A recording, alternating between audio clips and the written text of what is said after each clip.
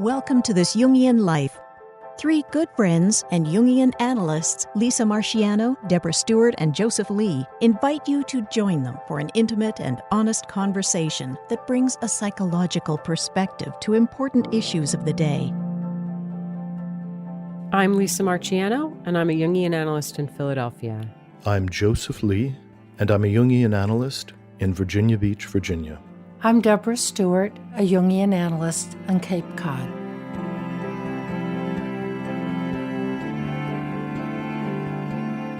Today we're going to talk about dating. It's a hot topic. Our clients come into the office all the time. They talk about putting themselves on the line with a new person.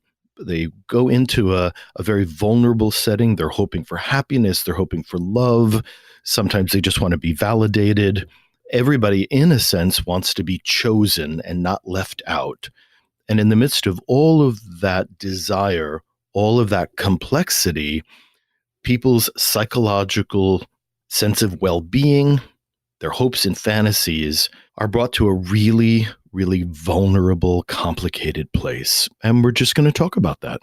Yeah, I wanted to talk about this one in particular because not only have we had several requests for this topic or related topics, but it's also definitely something that's been coming into my practice. I mean, always, right? It's a perennial concern. Joseph, I think that was a great introduction because what comes to my mind is how vulnerable we make ourselves when we're in pursuit of a connection, and how that brings up old psychological wounds, or to use the Jungian term, how it kind of constellates our complexes. And it seems to me that this process of dating has become very, very complicated and very individual, without the context that past generations have had of families and similar locations, values, maybe religious backgrounds, educational backgrounds. Nope, you're on your own now. It's every man or woman for himself on all the, 112 different kinds of dating sites that there are. It seems like a marketing project. And it really, really is a marketing project. When I think of some of the stories I've heard from younger clients, that there are actually consultants. There's a cottage industry that's emerging. So people who, let's say, are on Tinder and they don't feel like they're being received as well as they would like, they can find a group of people who will bring in a makeup artist and a photographer and a fashion consultant and a producer to create different sites for them to be photographed in. And this is a really serious, determined project in order to be able to compete successfully in this flood of images, opportunities, and offerings that fly across the internet through all of these sites and apps.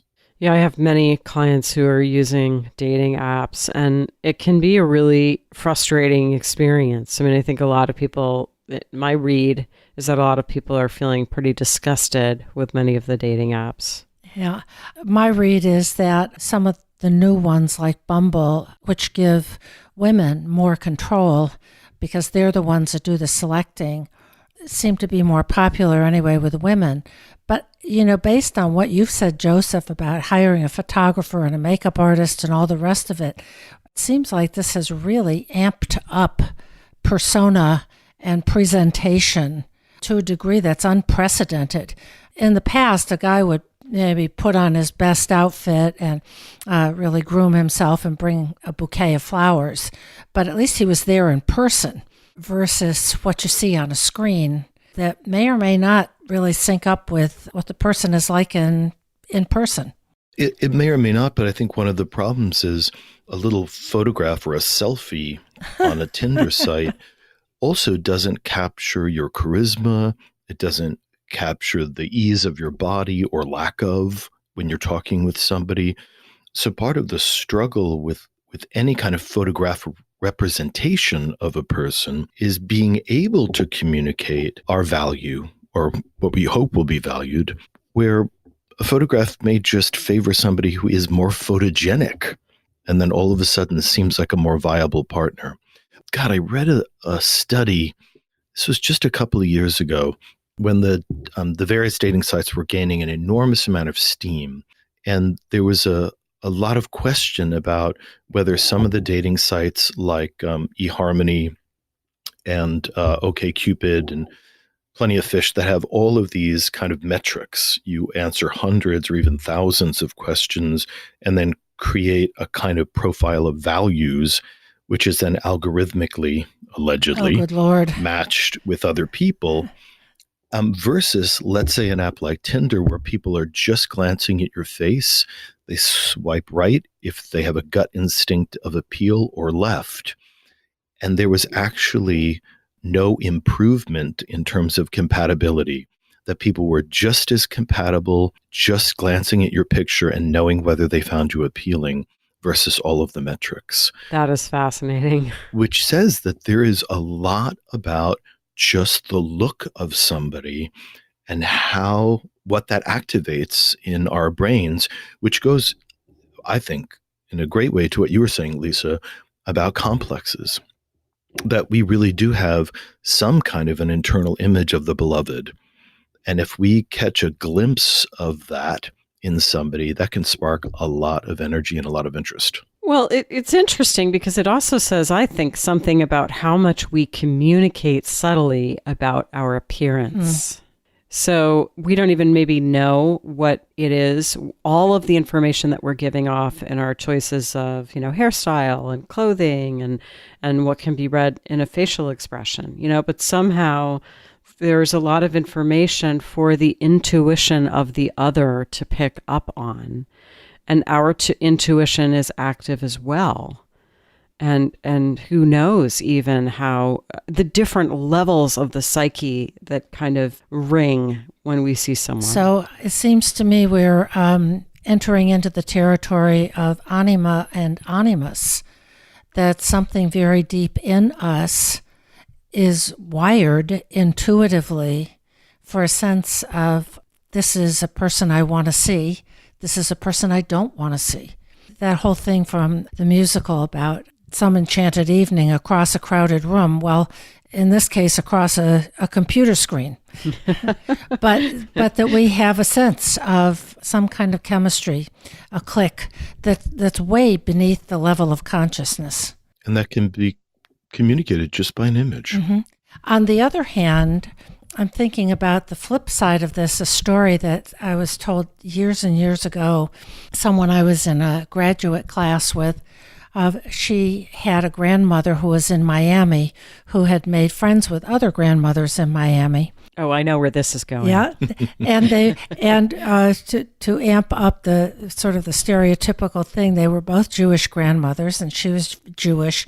Her grandmother insisted that she meet this young man, was her friend's grandson, and so finally, just to please her grandmother and get this off the table, so to speak, this blind date was arranged. And he stood at the door carrying the traditional bouquet of flowers. And she looked through the little peephole in her apartment door, and she saw that he was short and starting to go bald, and it was a little on the pudgy side, and it was like, oh no. But nothing for it but to go on with the date. And guess what? They got married. Mm-hmm. And they got married. She was planning the wedding in Miami so that all the grandmothers, the two grandmothers and all their other grandmothers could be at the wedding and enjoy this fantastic outcome of their matchmaking. There's something about persona and intuition, and then there is what happens when you see and get to know the inside of a person, who that person really is, beyond appearance. I think it's so important. I'm probably a different generation and the wrong generation, but all of these dating apps and so on seem very mechanical. And I've also known women who have a protocol for how they do this, of what they swipe, what they do, the various criteria that they have for whether they're going to meet up with somebody, where they're going to meet up, that the person has 15 minutes and moving right on. The person says this or doesn't say that. It's a real checklist for these kind of auditions. And that's what it feels like to me, is auditioning. But does that seem prudent in some way because of the volume of people that can connect? Absolutely, and it's work. People tell me they're taking a break. They're seeing people after work and on the weekends and kind of work. Oh, it's exhausting. Yeah, and then they say, I'm taking the month off. It's like a job. I mean, one of the things that, I have a fantasy anyway, that 200 years or so ago, that this was much less of a big deal, that, your social circle was relatively small, that maybe your parents always had it in mind that you were going to marry the, son of their colleague or whatever, and that it just sort of happened more. There were stronger norms about how this went down, and also a stronger societal limits around what was expected and considered acceptable, so that people sort of had to get married, and they really had to get married by a certain age. It left it much less to the individual, which I think, Deb, is the point that you were making. Yeah. And so, Jung talks about how the first half of life is, you get married, you start a family, and you get your career on track. Yes, that all takes work, but it sort of just more or less goes.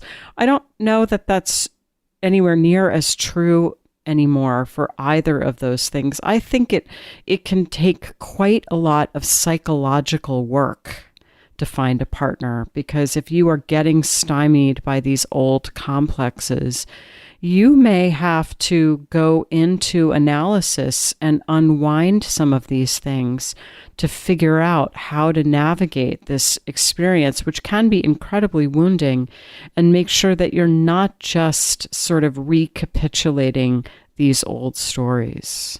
I think there's an awful lot to be said and unpacked from what you just mentioned, Lisa, that in any given moment when we're meeting a new person, and particularly because we don't know a lot about them, they become a very surprisingly attractive screen for all kinds of material. And we can project material on someone for reasons that are incredibly subtle, a sudden expression on their face, which reminds us, of an old employer that we didn't like, or, a certain kind of cute smile that reminds us of our first love in high school. So we can have a flush of feeling and assumptions, both positive and negative, just based on very tiny hooks, what we'll call them, on the other person. And then, hopefully, the dating process proceeds, and we watch to see how accurate those things are, and try to date, I think, with as much realistic appraisal of what we are seeing and the least amount of fantasy material as possible, at least in terms of choosing someone to invest in. Well, and there's also this mysterious thing, I think, that happens, and this perhaps is, again, in the realm of anima or animus, where it's not just that we might have a fantasy that we project onto someone, but that we mysteriously find people who are just right to help us reenact an old wound. So, for example, this is a story from a friend. This was a woman who had a somewhat wounded relationship with her father. She had never, her father just was very harshly critical of her, let's say.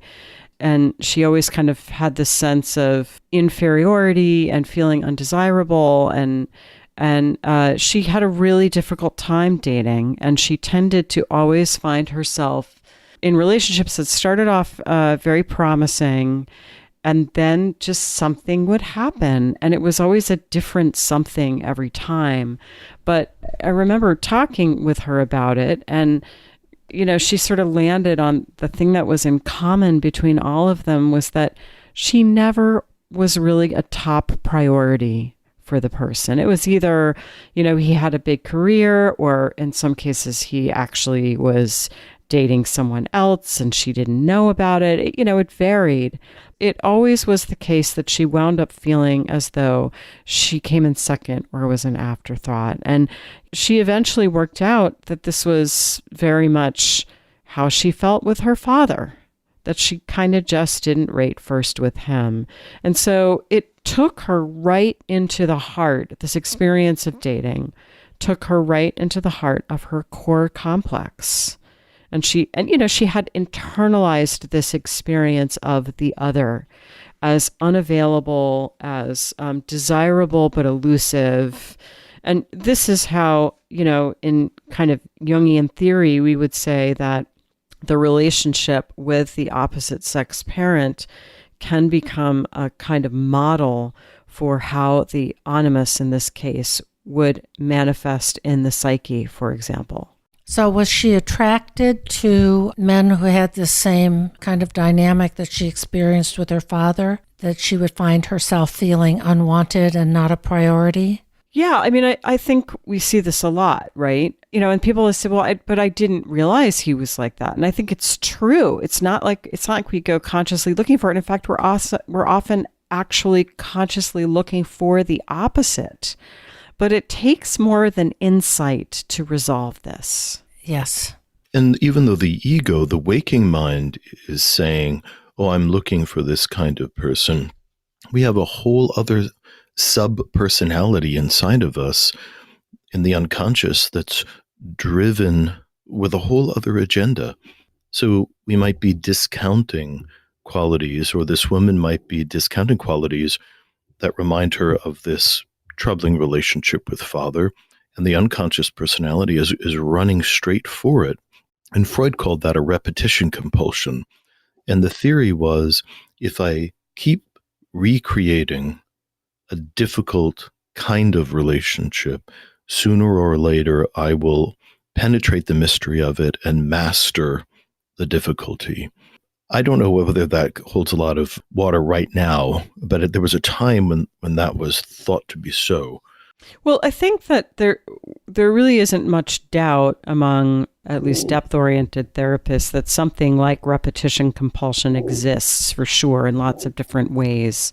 It feels a little bit less egoic to me. It feels like what the psyche wants is to re-engage that wound in order to feel it more fully with the eventual object of healing it. I think healing is different than mastery. Mm-hmm. I agree. There's both a positive hope and also on the other side, this is what a person knows about relationship with the opposite sex. This is familiar. This is how the person has attached, if it's a woman, to her father, or if it's a man, to mother. And it's familiar.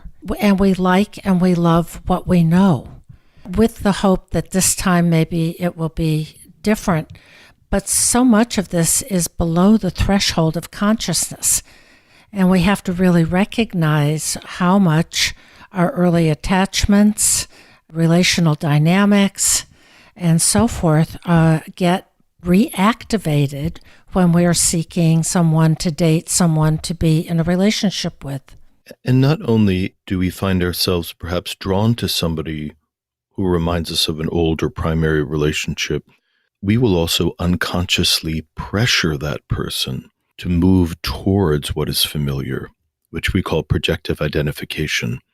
So, for instance, you're on a date, you meet a person who reminds you of, let's say, a mother or a father in terms of the dynamics that they're playing out. We see a little bit of that, and then we will imaginatively insert the fantasy that they will be like the old person we knew. And then we will subtly pressure them to bring forward those qualities. So, for instance, a young woman dates a man who reminds her of her somewhat absent father. And in the first year of marriage, every time he mentions, gosh, I might have a conflict and need to take this trip or work late. And then the wife will say, absolutely no problem. You work late every time you need to. I so appreciate you taking care of the house. Go ahead. Don't worry about coming home. And what she's not seeing is that she's actually co-participating in this process of him feeling like, I guess I don't really ever have to come home for dinner. She'll just kind of make it when I arrive. And then a year later, for her to feel resentful because he never comes home on time when the meal is being prepared, and therefore I'm being underappreciated. That's something that happens all the time, both on male and female sides, that we become the architects of our own malcontent. Yeah, so all of this stuff is in play. And Deb, you brought up this important idea about attachment. And obviously, when we're in any kind of relationship, but especially relationships that carry with it the potential for intimacy, our attachment wounds get reawakened. I'm taking a dogleg turn here to the left and thinking about what it would be like to date oneself. You know, as we talk about complexes and anima animus and becoming aware of all these patterns, we really are talking about a relationship with oneself, whether it takes place in therapy or in a dozen other ways. And I have a colleague in Pittsburgh, Patricia Boswell, who has a whole presentation, and it's delightful, about how she dated herself, how she took herself out. She asked herself where she wanted to go, what she wanted to do, the kinds of things she liked, and dated herself. And it's an interesting way to sort of reframe this, since so much of dating is about what we ourselves are bringing to the process. Yeah, that's really lovely. I'm aware of how much of looking for a partner is about feeling chosen. And Joseph, you used that term when you introduced the topic. We all so want to feel chosen. It's not, being chosen is different from having friends or feeling connected or having a community. It's a sense of having another person to whom you belong. Mm-hmm. And we all really need that. And especially if we didn't really get it in childhood, we really may bring that longing to the dating process. And so I think, Deb, your point about dating yourself, it's sort of like, could you choose yourself? Could that be the first step? And I had somewhat of an experience with that when I had just finished, I had just graduated from social work school, and I was diagnosed with Epstein-Barr. You know, I was aware that it, it kind of has a psychoidal element to it. You know, had I exhausted myself as graduate school was ending and I was, frantically looking for a job, what had led me to become so depleted that I had been affected by this. And I decided that I needed to just really make sure that I took time for myself. And I wound up really thinking about that carefully and realized that I was always my last priority. I would always give any time that I might set aside for myself, I would happily give it away if someone else asked. And so I had, for a little while, I had a standing date night with myself on Thursday night. And someone would, say, "Hey, do you want to go do this thing on Thursday?" And I would reply, "Nope, I'm sorry. I already have plans." And really my plan was just to go home and hang out and, just sort of be by myself and enjoy that. But I actually wrote it into my calendar, and it, kind of treated it sacred, like I would as if I had made that commitment to another person. It was a really interesting experience. When I'm thinking about your comment, Lisa, and Deb, your story about your friend who is dating herself, it goes to, I think, a very fundamental inquiry as somebody is entering into the dating pool of identifying your needs, identifying what you individually need, and by extension, the needs that you hope will be met if you were in partnership. So many people truly are alienated from their own needs, so it's very difficult to identify them, let alone have the courage to verbalize them to another person. But I would say that that's probably one of the most helpful things that anyone could do, which then leads constructively to something else you'd said, Deb, that when some of your friends go on a date, they have a pretty specific list of things that they need to see or perceive a potential for. If we have 4 or 5 really core needs, and after an hour on a date, we get the sense that this person is not interested in participating in meeting those needs or engaging them, then I think it is good to not waste one time. And we don't need to just burn up an evening if we feel credibly that we've really got a sense of what's going to fit or not. And what I'm thinking about here is that dating is very different from hooking up, which is a transient experience. That's the underlying kind of contract. But the dating is a quest for a real relationship and a partnership.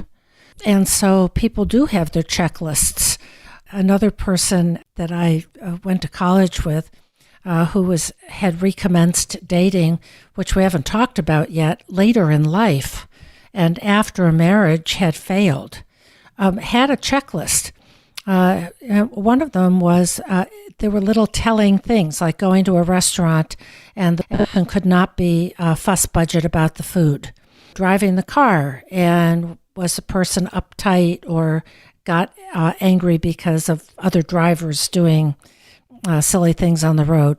If you're serious about a quest for a partner, for a relationship that's going to last for some period of time, there are criteria that people have in mind.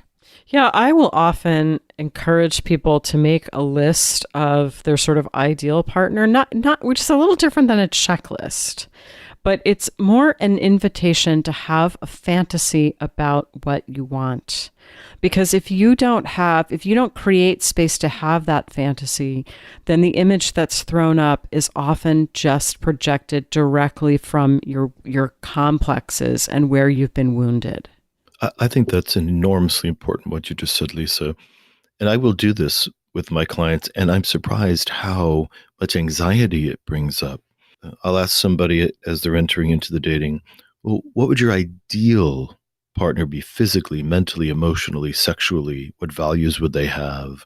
What interests might they have? And people will hem and haw, and they'll blush. They'll feel that they're doing something transgressive to even verbalize these things. It's extraordinary how stuck up people get, gummed up people get around just both identifying and then admitting to themselves that they really are nursing a pretty specific image that's unique to them. You know, it's interesting that we all have a spin on this of helping a person move into a more objective kind of place, so that it's not just, I met this guy and the lights all went on, but what are those specific qualities, the fantasies? And my spin on it is, who would your parents pick for you? So let's imagine fantasy parents who are very wise, very insightful. They love you and know you extremely well. And what are the qualities that they would look for if they were going to set you up with a partner? So it's not just the tall, dark, and handsome little trope, but personal qualities, adulthood, maturity, empathy, caring, responsibility, those kinds of things that might also get folded into the mix.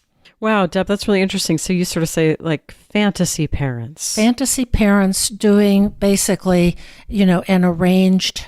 so someone older and wiser. Older, wiser, and objective. And who has your best interest in heart. Absolutely, exactly. Which doesn't always map onto actual parents. No, it does not. Sometimes it does, but not always. But that can be a fantasy, useful fantasy in itself, to kind of move the person off the playing field and into the skybox from that point of view of an internal, wise parent.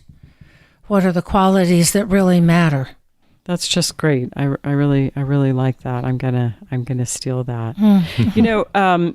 Just to kind of make sure that we at least touch into this. I mean, I know in my practice, I've got people in their 20s and 30s who are looking to date men and women. And especially for the young women, it feels fraught because many of them maybe want a family. And so it feels like there's a kind of urgency to it, the more so as they get older. And then I also have a number of people in my practice who are older and divorced or for whatever reason no longer married, who are, on these dating apps. And that carries with it different difficulties. And then I have several LGBT people in my practice who are dating, and that carries with it, again, different difficulties. So, it's the particular challenges of it shift a little bit, don't they, depending on one's experience. What I'm thinking the common thread here is is that people are on their own to work with themselves, with friends, with family, whatever, but there are not societal norms and guidelines for how you go about selecting a partner or just meeting somebody that might be a prospective partner. The good news is, it's on each individual to do and select and have the freedom to select whoever you want to date. And the bad news is it's a time-consuming, exhausting process that throws you back into your own complexes, your own attachment patterns, a lot of things that are deeply embedded in our psyches, and calls for a tremendous degree of self-awareness. I'd like to come back to this category of the struggles or the difficulties, and for us to just maybe tear into a few of those things. So one of the things that I think everybody comments on is this idea of lying or misrepresenting oneself in one way or another, whether it's a very elaborate matching service or whether it's just a pickup app, but people will post pictures that are 15 years old, or nowadays they'll use these filters that make them look like they're 15 years younger, or they'll say that they're 10 years younger on the website, all kinds of false advertising that comes forward. And that there are the people who are doing that, and what's that about? And then there are the people who are in the moment where somebody walks in to the restaurant that you've been talking to maybe even for a couple of weeks, and oh my gosh, they're 18 years older and 30 pounds heavier than you were led to believe. And what do you do? Like, how do you handle that moment? Because I always like to sort of see if we can attach this to kind of an archetypal substrate. Sometimes I'll look at history, and I'm thinking about the story of Anne of Cleves. So she was betrothed to King Henry VIII. I think she was wife number 6. I can't remember. Some Tudor historian will have to call me out, but it was a match that was deemed sort of strategic for making alliances, I believe, with the Protestant parts of Germany. And so if I recall this correctly, Hans Holbein actually went and painted a portrait of her and brought it back, and Henry VIII okayed it. And then she made it to England for the wedding, and he was horrified. If I recall correctly, he complained loudly about her body odor. The records are really good, so there's detailed information about just. I think he thought she was just completely unattractive, and of course he was a pig, so, and worse. So he didn't hold back in his criticisms, and eventually, he I think he had the marriage annulled for non-consummation, as I recall. But 'twas ever thus, I suppose. Yes, this idea of marketing ourselves. So whether we're the ones who just can't believe that anybody who would want to date us at 55, so we have to drop it down to 47 and then fess up at some point and hope that the other person at that point has enough interest in us that they'll be willing to tolerate the fact that we were not honest with something. I've had clients who were morbidly obese who would post old pictures, and they would go on these dates, and then they would come back and talk to me about feeling so wounded that a person wouldn't just give them a shot, that it was this kind of bait and switch situation they were setting up, and talk about repetition compulsion, showing up hoping that their charming personality or that the goodness of their soul would overcome this physical problem that they had. And they created situations where they were reenacting this deep, rejecting wound over and over again because of this complicated way that they would think about it, and that they could not imagine that being honest and having somebody approach them as their true selves, they couldn't imagine that anybody would want that. Finally, with one of these people, I was able to convince them that that you don't need everyone to choose you. You just need the right one to choose you. And that if we're absolutely honest, we might not get a flood of opportunities, but the one or two opportunities that arrive are more likely to be somebody who really is interested in us as we are. So I'm thinking about this in the context of what a pitfall and over-attachment to persona is. That the person who subtracts some number of years from his or her age, who hires the photographer, who uses a picture that's 15 years old when he or she looked, quote, better, unquote, that to the person who is new, who's meeting up in a coffee shop or a bar or something, it feels like a lie. It's this over-attachment to how I look, how I appear, and an idea about that. I need to be a certain age. I need to look a certain way without realizing, as you said, Joseph, you don't need to appeal to everyone. And your real self is more likely to appeal to some of the right people. And being comfortable with yourself. This person might really be in his or her 50s, might have gained a little weight. But what you're offering in a relationship is not your looks or your age. You're offering yourself, your real self.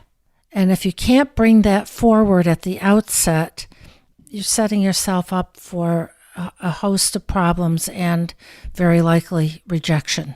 And the other thing which in this day and age people really underestimate is that even the parts of ourselves that we criticize, oh, I've got a few pounds, or, oh, there's more wrinkles on my face, that there are people who find a man who's a little husky to be rather comforting. And actually, not everybody wants to date somebody who looks like a GQ model because it would make them anxious all the time about somebody always grabbing your spouse.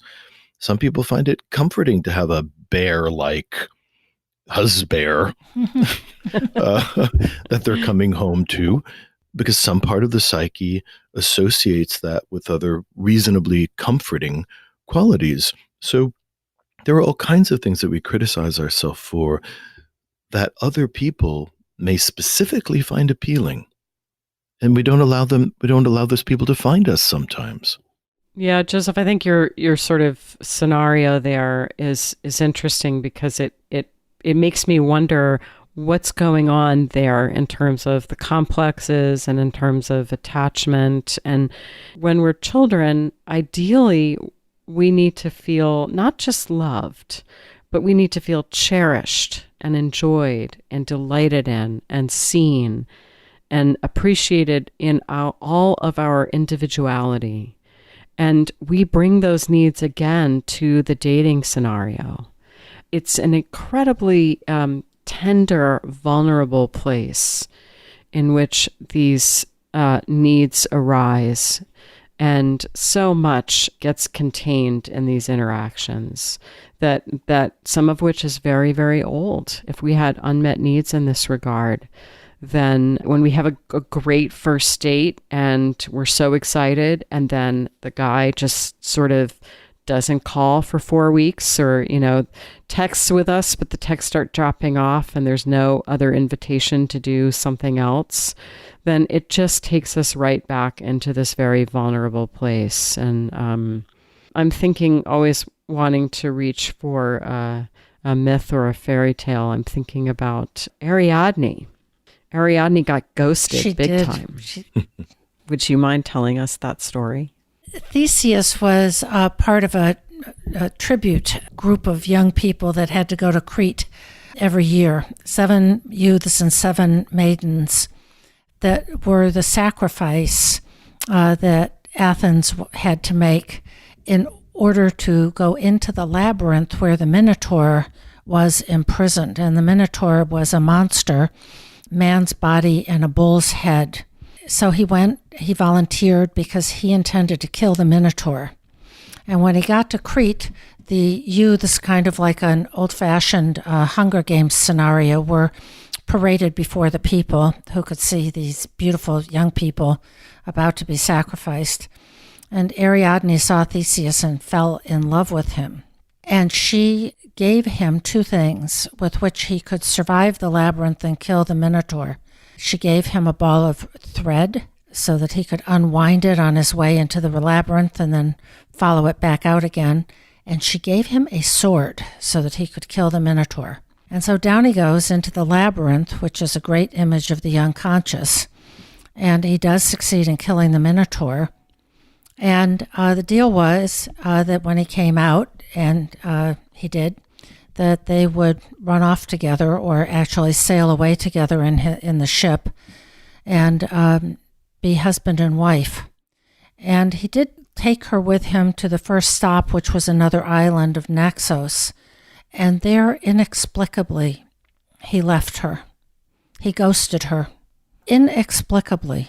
The god Dionysius, who may have been somewhat responsible, so we might think of this as an unconscious force that just intervenes like a complex. But Dionysius landed after she had been abandoned in his chariot pulled by tigers and married her. So she made it up to Mount Olympus. So there's something here about ghosting and what it will put us in touch with, one's own perhaps inner Dionysus, one's own individuation.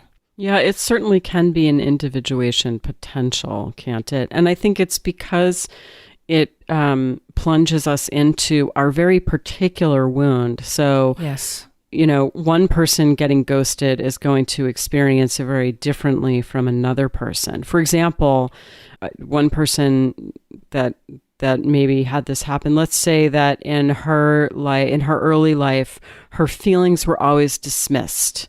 When she got upset, she was told things like, "Oh, you're not really upset," or don't be too sensitive. Don't be so sensitive, or she really loves you. You're overreacting, that sort of thing. So feelings were just consistently minimized and dismissed. And then in later adulthood, the guy sort of never calls when he says he's going to, or doesn't text or whatever. And there's a lot of anger.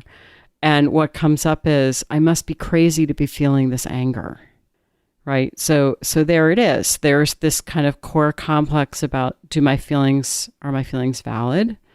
Am I allowed to feel these things? If your feelings are not allowed, that's a terrible, terrible place to be, because you're wrong no matter where you turn. And so in this situation, that will come up, and it will be an opportunity, of course, to engage it and perhaps heal it, perhaps. Well, I think that I'm hearing two different things in the last bit of conversation. One is abandoning, where somebody goes on one or two dates, and ghosting in the contemporary culture means that they just, they kind of block your phone. You never hear from them again. You don't know how to contact them. And you're left just in a total mystery, a void. And then the other, which I think you might have been saying, Lisa, was what sounded more like men, or young men particularly, that are very clumsy in tending a relationship, where this girl is wondering, why doesn't he call more often, or why doesn't he contribute to the relationship? And it's so awkward, and I'm feeling crummy. But in that scenario, Lisa, were you imagining that the relationship was still, kind of spasmodically limping along? No, it was the guy was squeezing it off, and instead of just doing it decisively, he was just sort of, I think of ghosting as kind of slowly disappearing. That's different. Ghosting, I think, in the modern culture is literally like the whole thing is just, they disappear suddenly without explanation, which is a little different from the relationship dying on the vine, that kind of slow withering of the apple stem until it plops off the tree, which I think is another way of leaving a relationship by not attending to it. The ghosting stuff, where people just literally disappear and they have no contact and they block you on Facebook, like all these things suddenly happen. I work a lot with young men. I really enjoy working with guys in their 20s in this formative period. One of the concrete things is that a lot of young men literally don't feel like anyone has ever taught them a way of actually owning the fact that they just are not interested. They had a date. They don't think it's a good fit for whatever reason, even if they were charming and everybody was pleasant, and no one's ever coached them on how to, in a kind and gentlemanly fashion, communicate with the person. Something as simple as, I've been thinking about the date. I enjoyed how nicely we talked and joked, but I just don't feel like we're a great fit. Thank you for the evening. Boom. And you could even block them after that, but even just to say that is just shocking to some young men, because literally their dads, their moms, whoever, just hasn't sat down and helped them hash out.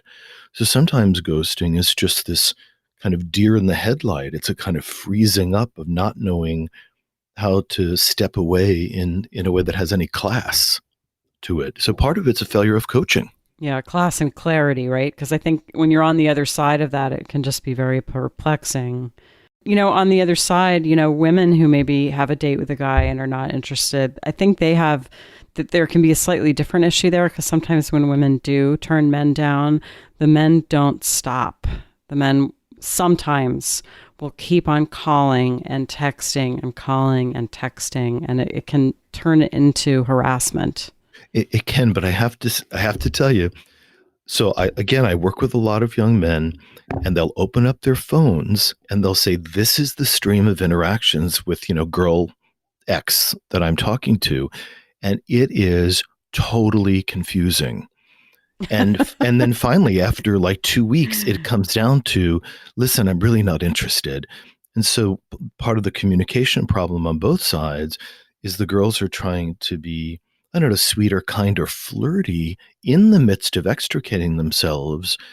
And the boys and girls, so men and women, the men are just confused that she's saying, "Well, I don't think we're a fit. Ha ha ha." Send a Snapchat picture of herself with cat ears on, and it's like, and he's like, what does that mean? What does that mean? And it seems kind of cute. And then he laughs, and then he's joking back and says, "Do you want to go for coffee?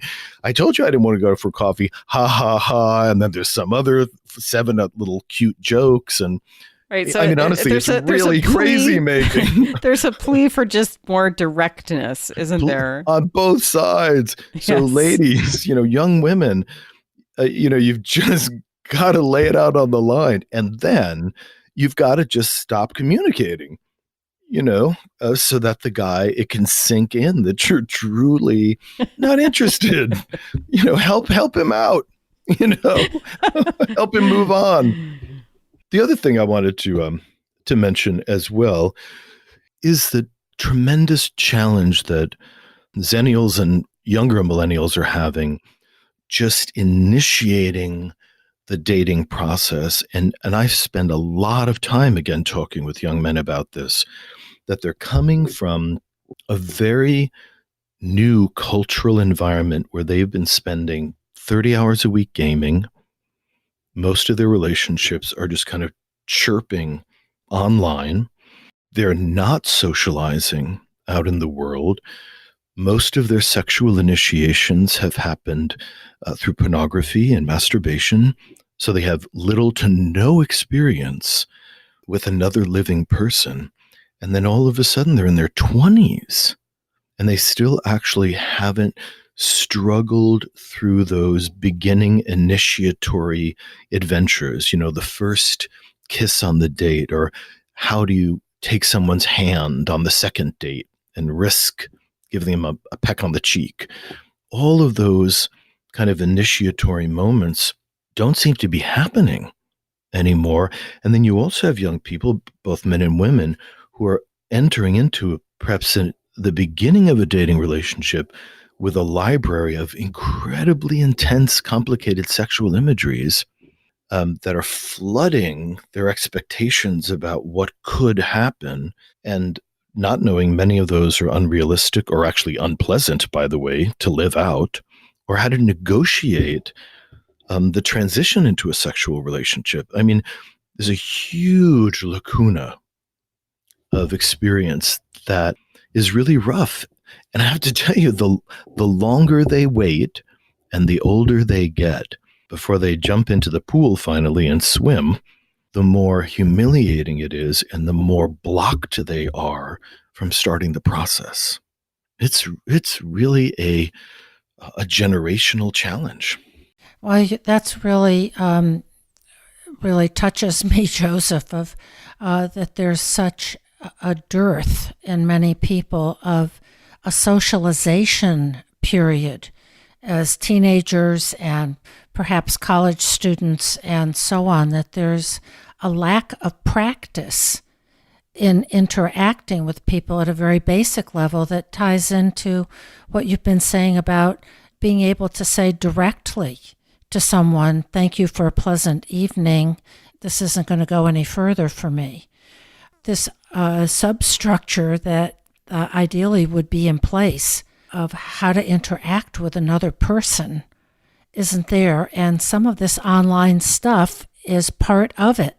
There's online gaming and there's online dating apps and all the rest of it. And perhaps we have to get out there and start interacting in a lot of ways with other people. And I think, honestly, speaking to the parents out there, is that you used to be able to trust that just sending yourselves to school and having collective opportunities to get to know other people and just the expectations that some form of socialization would occur is no longer really happening. Partially because parents have over-enriched their children, constantly scheduling their children's days until they fall exhausted in bed, because the subtle socialization of flirting, of experimenting with dating, and getting to know how to navigate a romantic feeling, that happens in the unstructured time. Mm-hmm. That happens in the kind of clumsy shoe kicking the dirt, glancing up under your brow at somebody who's cute and catching their eye. All of that happens in unstructured time as young people just are following the nuances of their feelings. And in the ancient world, as we'd said earlier, the community and the parents helped that.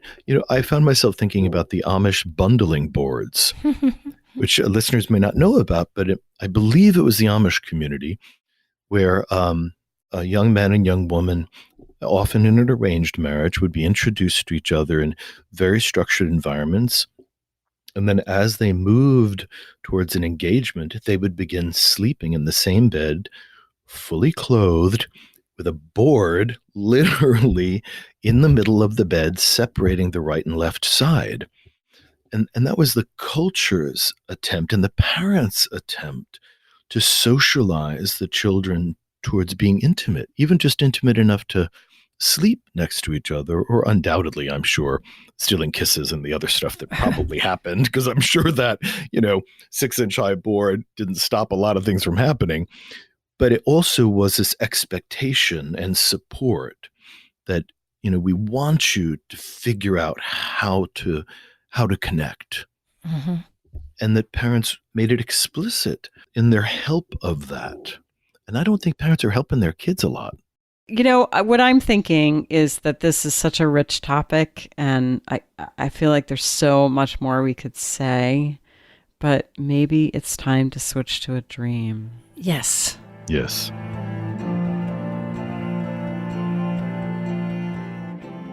Hi, this is Lisa from This Jungian Life podcast.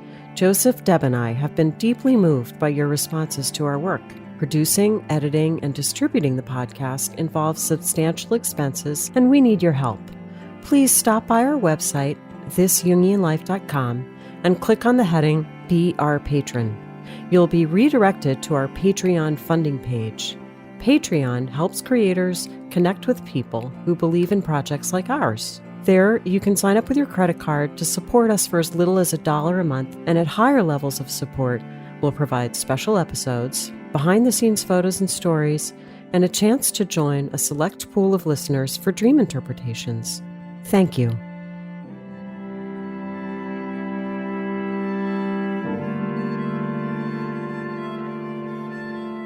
Today's dream comes from a male dreamer, and he's a 53-year-old psychotherapist. And here's the dream. I was in a big Catholic cathedral, maybe in Spain or Italy. A mass was about to start. A usually generous friend of mine pushed past me and took the last seat with a good view, one in from the end of a row. Then I was standing near what seemed to be the tower of an Anglican church, which stood inside the Catholic cathedral. The doors of the tower flew open, and a 2-meter-tall black plinth on wheels was pushed out. On the plinth was a devilish trickster character in a black Renaissance costume, making a scary face like Hannibal Lecter. I felt some fear, but also the thrill of the theatrical spectacle. And for context, the dreamer writes, having trained in a different therapeutic model, I'm feeling powerfully drawn to Jung. And what were the main feelings in the dream? The dreamer reports being on my own, surprise, fear, and excitement. And then finally, he offers this. He says, I'm not a practicing Christian, but I've been very drawn to cathedrals here in England and since my mother's death a few years ago.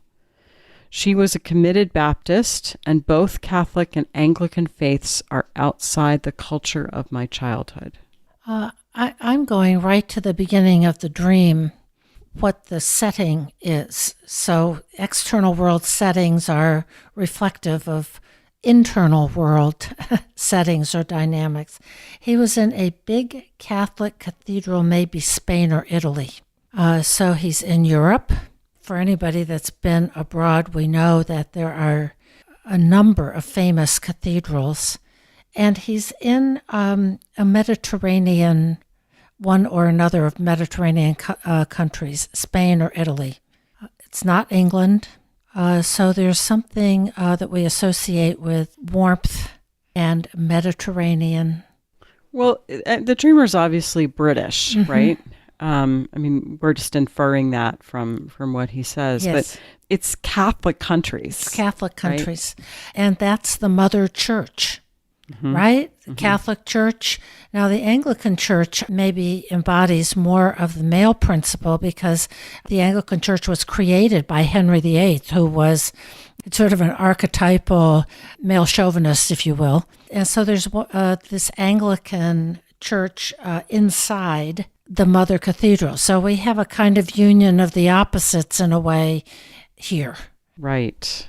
That is such an interesting configuration that one is inside the other. And in fact, as you were pointing out, Deb, the Anglican Church in this kind of historic sense, it was contained inside the Catholic Church, right? In that it arose from it. Right.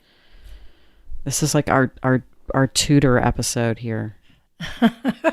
One of the things that I was thinking about is that the Anglican Church inside of the cathedral church seems connected to the manifestation of the shadow in the friend and the devilish figure. That the Anglican Church introduced the kind of human libido into the religious principle, where the Catholic Church would say, no, you can't divorce, you can't have sex outside of marriage. All of these libidinous impulses must be confessed and suppressed. And Henry VIII, who apparently was an incredibly libidinous and appetite-driven man, wasn't going to have it, and left the Catholic Church in order to make room for his shadow. So this tension between the idealization, or this kind of transubstantiated world of Catholicism, versus the raw humanity of the Anglican Church, where his own shadow figure can push him out of the way and say, I want that seat, where selfishness is allowed to be present. The other association I had about the devil on the plinth is a figure that rose up in medieval times called Baphomet. This is somewhat a ubiquitous figure, really. It's also called the Goat of Mendes, which is this androgynous figure with a pectoral muscle and a breast and wings and a goat's head and a kind of caduceus rising up from the phallus, the sun and the moon on either side, and hooved feet. And it was associated perhaps somewhat incorrectly, with the Templars and the Freemasons, but it was a general part of the occult revival in medieval times, and it was a symbol of the fertility of life, of the anima mundi, and of the general libidinous drive of nature, which, when misunderstood, can in fact look devilish, and when understood correctly, is the spirit of life and reproduction. So when the Catholic Church came in and started absorbing these other cultures, the pagan cultures, they turned Pan, who's the god of kind of rutting in the forests and animal reproduction, and turned him into this devilish figure because sexuality, had been turned into a problem, and that virtuous Christians should transcend their sexuality. So what I find congruent in the dream is that the ego is feeling really excited and surprised to see this figure of transgressive, libidinous, sexual, instinctive demand be rolled out into the religious environment, to be added into the religious attitude. And I think Jung's work absolutely honors that. Yeah, it's interesting that this figure is in a Renaissance costume. I'm thinking about what might be making a Renaissance in him, of all this archaic, instinctual energy that comes out of a church within a cathedral. It's scary, but it's also exciting. And he's still a little distance away from it because it's a theatrical spectacle. So it's maybe his first introduction in a safe psychic space of observer, and it's a theatrical spectacle rather than right up close and happening in the dream ego. And I'm thinking it's very Jungian. And he says that he is increasingly drawn to Jungian work, which makes plenty of space for this kind of fascinating shadow, archaic, primitive, instinctual stuff that goes on in the psyche. I'm sort of drawn to what he says about how he's been found himself really interested in cathedrals in England since his mother's death, and that she was a committed Baptist, and both Catholic and Anglican faiths are outside the culture of his childhood. And I don't know much about Baptists, but there's something about the older traditions of Catholicism, for example, that there's a sense of mystery and magic and symbolism that seems a little bit quaint, perhaps, to some of the more modern sensibilities, or if you grew up in a kind of austere faith like the Baptists, that maybe it seems a little silly or something. But this dream seems to, and the dreamer's psyche too, and the fact that he's drawn to these, that seems to be reasserting the importance of this very deeply kind of non-rational element. Yeah, that's one of the great losses of the Protestant Reformation, is destroying the symbolism of the Catholic Church, which really was very Hellenistic. It wasn't purely Christian symbolism, but had been the Christianization of all manner of deities and different practices from the ancient world. And by taking all of that out and making the churches white with wood pews and a simple wooden cross, really deprives the parishioners of the richness of imagery which helped them contain and in some ways symbolize the different kinds of spiritual and religious impulses that they were feeling. And it seems that that's being restored in this dream. And again, I'm so thrilled that it's exciting and there's fear or awe in it. And that's all about life coming into this religious function, perhaps. And Jung very much valued the symbolism and the richness and the history of Catholicism. And he's written about it, versus the more austere and kind of more egoic Protestant churches with their spare church interiors and lack of decoration. And the mother element. The Catholic Church is the mother church. It is the bride of Christ, and he has a lot of the feminine in it, and he's just recently lost his mother. Yeah, the image of the Anglican tower in the Catholic Church, the other thing that I'm resonating with about this, and this, of course, is a very Jungian image as well, is if you go to Rome, for example, and you visit a very old, say, medieval Catholic church, they bring you down underneath the church to where they're excavating underneath the church. It's an old kind of Roman temple to some Roman god. It's very moving, right? Because it's a real image of the way the archetypes function.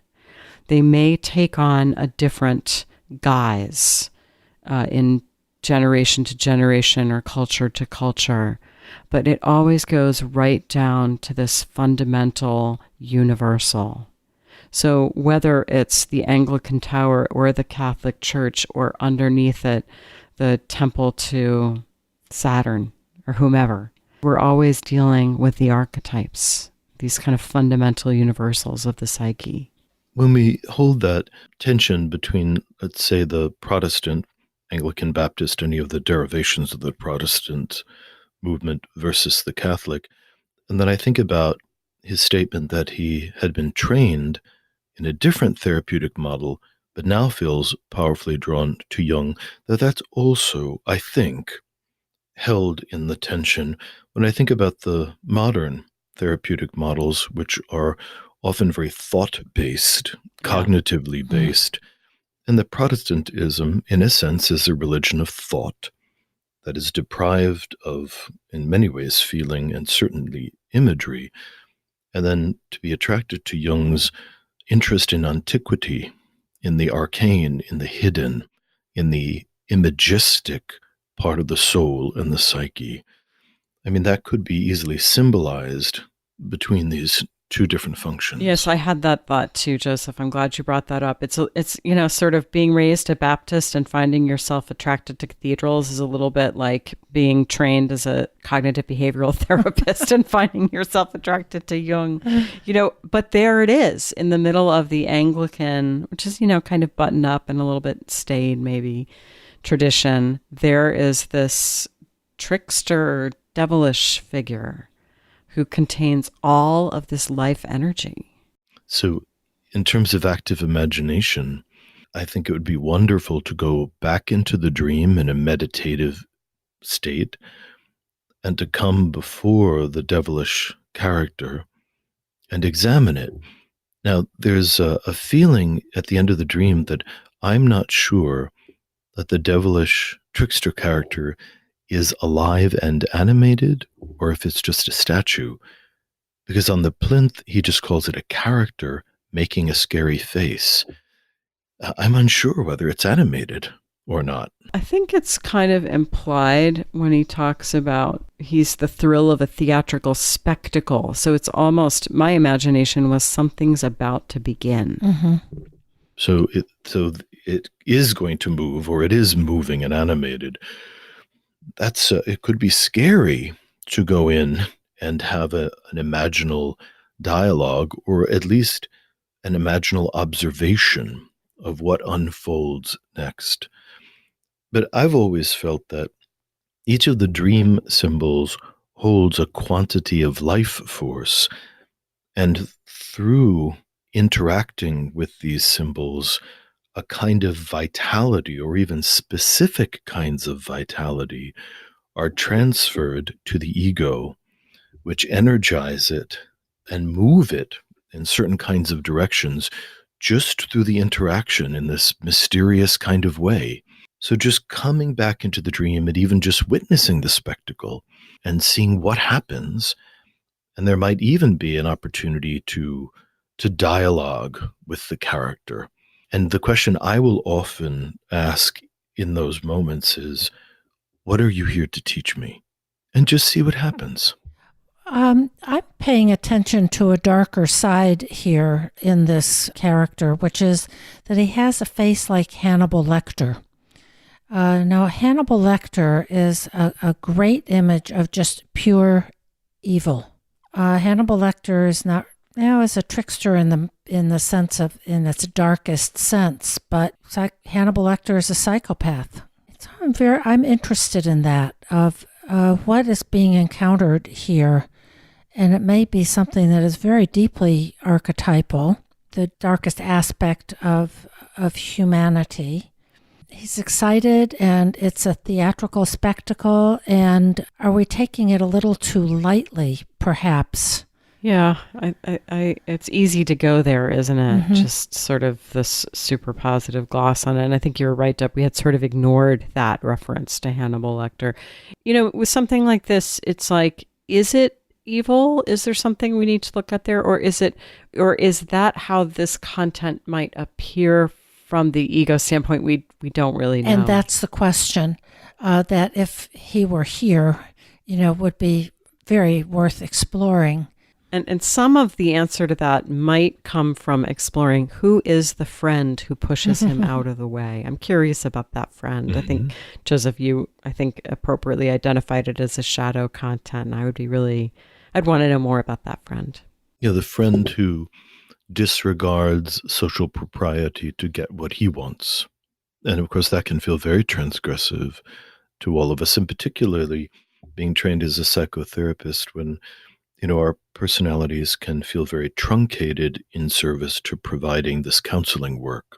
Often very little of that primal part of ourselves is certainly often disallowed in the therapeutic interaction, but that can be internalized in a way that it's kind of disallowed in all environments, that we're kind of benign care bears everywhere we go, spreading rainbows because we're therapists.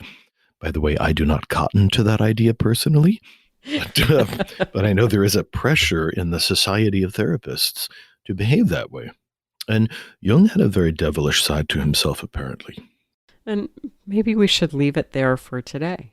Mm-hmm. You've been listening to This Jungian Life. From our website, thisjungianlife.com, you can follow us on Twitter, like us on Facebook, help us produce future episodes by funding us through Patreon, and submit your dreams for possible interpretation on another episode. We'd like to thank our listener who shared a dream for today's show and hope you'll let us know what topics you'd enjoy hearing more about. Until next time, keep living this Jungian life.